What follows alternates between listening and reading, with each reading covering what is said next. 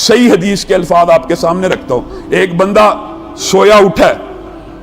اٹھا یعنی سو رہا تھا, کروٹ لی بیدار ہو گیا.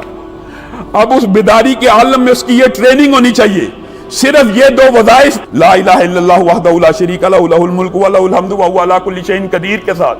اگر کوئی بندہ سبحان اللہ والحمد للہ ولا الہ الا اللہ واللہ اکبر ولا حول ولا قوۃ الا باللہ اگر پڑھ لیتا ہے, یہ وظیفہ دونوں ملا کے ایک دفعہ پڑھ لیتا ہے, صرف ایک دفعہ, صحیح حدیث ہے, سویا,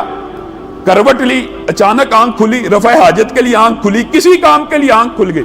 صرف ایک مرتبہ یہ دونوں وظیفے پڑھتا ہے. ان کے بعد اللہ رب العزت سے جو بھی دعا کرتا ہے, نبی کریم صلی اللہ علیہ وسلم نے کہا وہ دعا فی الفور اللہ رب العزت قبول کر لیتے,